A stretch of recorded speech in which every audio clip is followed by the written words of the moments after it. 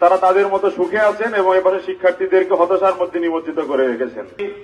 বিগত মাঝখানে 20 সালের দিকে এই পোষ্যকরাকে সামনে নিয়ে এসে শাটডাউনের নাটক করে একটি পক্ষ রাখিত হয়েছে।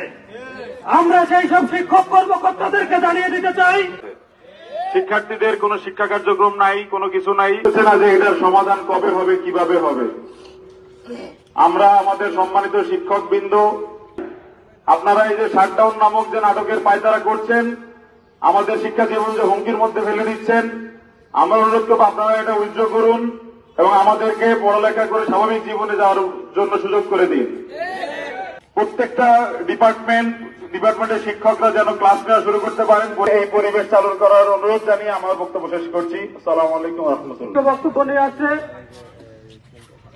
মার্কেটিং ডিপার্টমেন্টের মেধাবী শিক্ষার্থী সম্মেলকী।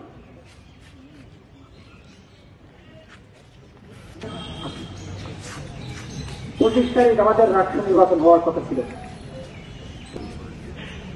রাষ্ট্র বানচালের জন্য মিলনসিটি সুপুষ্পরাকে সমিতি, কর্মচারীরা, কর্মকর্তা এবং কিছু শিক্ষার্থীদের অনেকের পরীক্ষা ছিল, অনেকের সেমিস্টার ফাইনাল সামনে পিছিয়ে। আমরা প্রশাসনকে অনুরোধ করতে চাই, আপনারা দ্রুত এই দেওয়া হয়েছে 15 তারিখ, 28 তারিখ, ফের আন্দোলনের মুখে 25 তারিখ রাষ্ট্র হতে যাচ্ছে। তার 2 দিন আগে আবার সেই অযৌক্তিক পোষ্যকরাকে আপনারা আপনাদের শাটডাউন কর্মসূচি বন্ধ করেন এবং খুব শীঘ্রই ক্যাম্পাসে পড়াশোনার সুস্থ পরিবেশ ফিরিয়ে নিয়ে আসুন।